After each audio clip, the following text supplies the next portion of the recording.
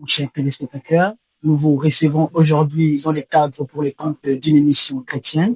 Et aujourd'hui, pour cette émission, nous avons reçu un frère du message, les frères Sacré Mazango, un frère du message du temps de la fée, de l'église Rehoboth Tabernacle Ngaba, qui est dirigé par les révérends pasteurs Bandili. Frère Sacré, bonjour. Ouais, bonjour mon précieux frère Chris. J'espère que vous allez bien. Ouais, nous sommes bien portants. Dieu nous protège toujours. Ouais, merci beaucoup. Nos chers téléspectateurs, comme nous l'avions très bien et bien précisé dès notre sujet, nous avons réussi les frères sacrés, il est les frères du message du temps de la fée. Alors, frères sacrés, actuellement, le monde du message, il y a tellement de questions qui se posent sur la personne de William Marion Branham. Est-ce que nous pourrions connaître d'abord qui est cet homme, qui est William Marion Branham? Oui, merci mon précieux frère pour la question posée. En fait, c'est d'ailleurs la question pilière de notre doctrine. C'est ce que nous croyons à un message qui vient fraîchement du trône blanc. Et parce que nous l'avons reçu, nous l'avons reçu d'une manière si spéciale. Et c'est une personne spéciale qui nous l'a apporté. Et donc aujourd'hui, il y a plusieurs doctrines qui naissent sur, sur la personne d'Abraham. Oui. Mais nous croyons le message authentique. Nous croyons le message authentique. Nous prenons Branham mais pour notre prophète. Ah oui, c'est un prophète pour nous. Donc, il n'est pas Dieu. Pour vous, Branham, c'est un prophète. Oui, Branham est un prophète. C'est un envoyé de Dieu. Il est envoyé de la même manière que Jean-Baptiste a été envoyé. Il est envoyé selon Malachie 4. Wow. Il est envoyé selon Apocalypse 10. Selon l'été de cette étrange. Certainement. Ouais. Merci beaucoup, nos chers téléspectateurs. J'espère bien que vous avez compris. Les frères sacrés, c'est un frère du message, comme nous l'avions déjà annoncé dès notre disait. Il est le frère du message du temps de la fée Rehoboth Tabernacle. Il est le brebis du pasteur Frédéric Bandende, Rehoboth Tabernacle, qui se trouvait justement à la commune de Ngaba, sur l'avenue Kaziama numéro 20. Alors, frère sacré, je ne sais pas, est-ce que vous pensez que l'enlèvement bon, ne partons d'abord pas sur l'enlèvement. Est-ce que vous pensez que la seconde venue de Jésus-Christ est déjà faite ou soit on attend encore quelque chose? Ok. Bon, merci pour cette question. Oui. Ce sont des belles questions que j'apprécie. Vous savez, nous sommes dans la doctrine des apôtres. Nous qui croyons aujourd'hui au message du frère Branham. Nous ne devons pas croire à la seconde venue parce que, vous savez, quand peut-on parler de la seconde venue? La seconde venue, c'est la présence physique de notre Seigneur Jésus-Christ. Donc, ainsi longtemps que nous ne l'avons pas encore vu physiquement, là, nous n'allons pas parler de la seconde venue. Parce qu'avant qu'il ne parte pour la première fois, quand il était ressuscité, avant qu'il ne parte au ciel, il avait fait un vœu aux gens qui étaient là. Il leur avait dit, je suis parti, mais ne vous dispersez pas. Réunissez-vous juste sur la chambre haute jusqu'à ce que la promesse vous parvienne.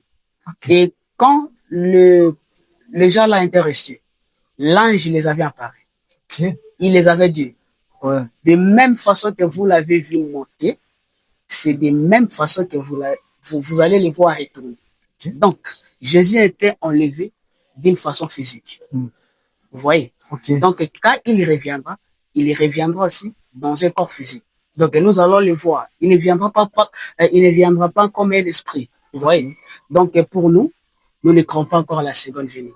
Mon frère, comment est-ce que la seconde venue peut avoir lieu alors qu'aujourd'hui, nous subissons des souffrances atroces dans le monde? Donc, c'est compliqué. Bon, c'est compliqué. Certainement, il y a toujours vous, les frères du message, qui abordez toujours cette thématique, ces questions. Disons que certains disent que la seconde venue est déjà faite et d'autres qui contestent. Alors, je suis vraiment content pour vous d'avoir explicité cette matière, d'avoir explicité cette question, que la seconde venue n'a pas encore eu lieu, mais lorsque la seconde venue aura lieu, le Christ, de la même manière qu'il était monté, de la même manière qu'il reviendra. Et tout est les verra. Certainement. Concrètement. Merci, frère Sacré. Si aujourd'hui nous vous avons invité dans notre chaîne et dans les cadres pour les comptes de cette émission, c'est vraiment pour savoir une question qui cadre actuellement le monde du message. Frère Sacré, mon cher, est vraiment attentif. Aujourd'hui, on nous dit que le prophète William Marion Branham, qui est pris par d'autres personnes comme Dieu, a une portion du ciel.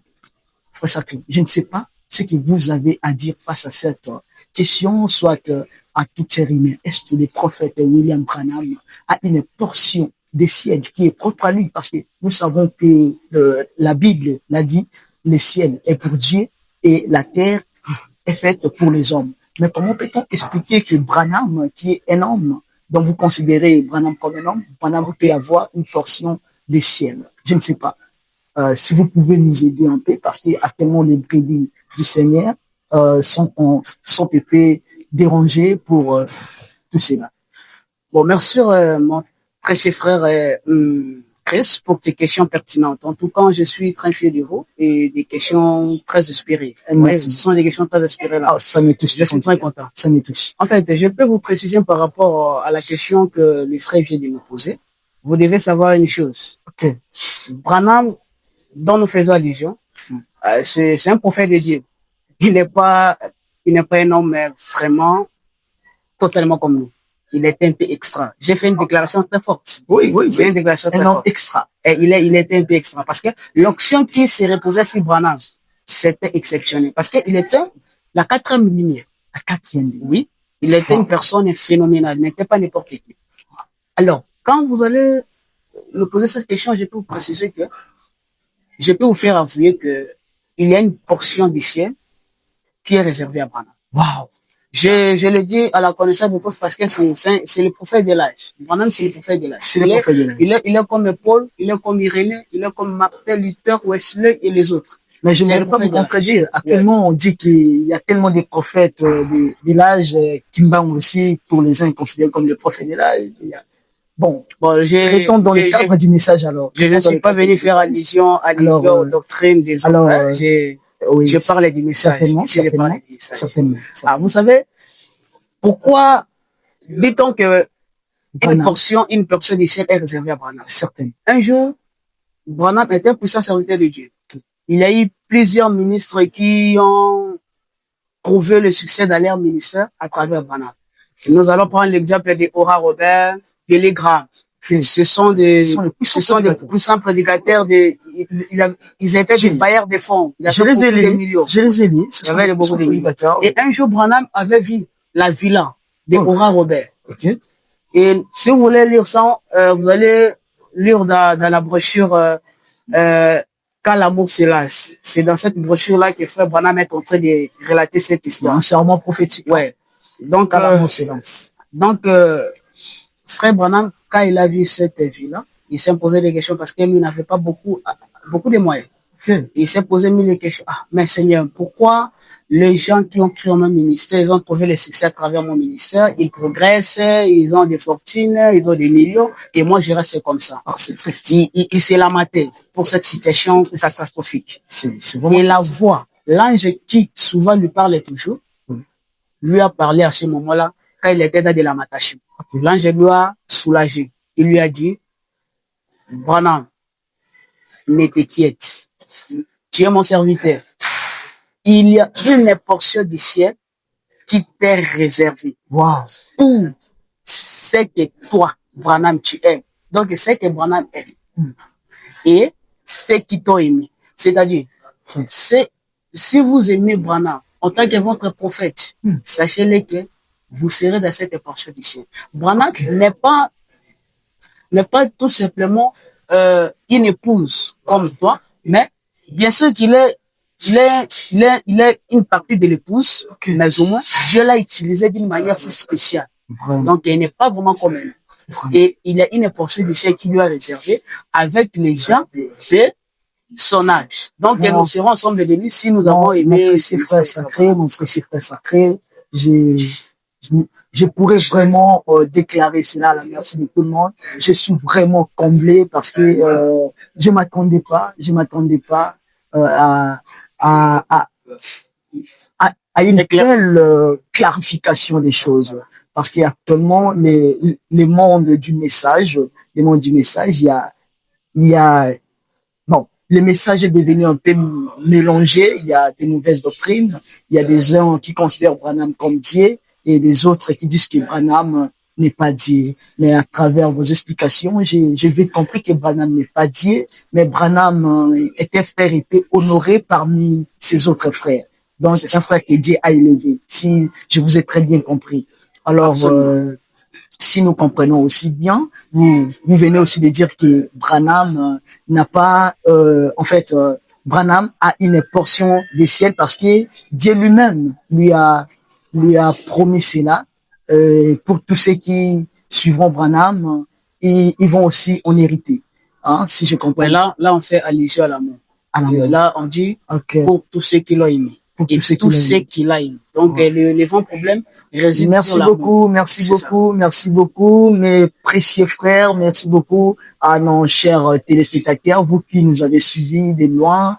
Nous vous rappelons que nous sommes à la fin de cette émission. Je vous rappelle également que nous avions récit pour les cadres de cette émission chrétienne, notre frère sacré, un frère du message du temps de la fête. Il est le frère de l'église Rehoboth Tabernacle Ngaba, qui se trouve précisément à la commune d'Engaba, oui, à la commune d'Engaba, surtout à l'avenue Kaziama, numéro 20. Et cette église est dirigée par le pasteur, hein, le pasteur Frédéric Parfum. C'est un pasteur que j'ai connu une fois aux États-Unis, quand j'étais encore aux États-Unis. Il m'avait vraiment très bien accueilli.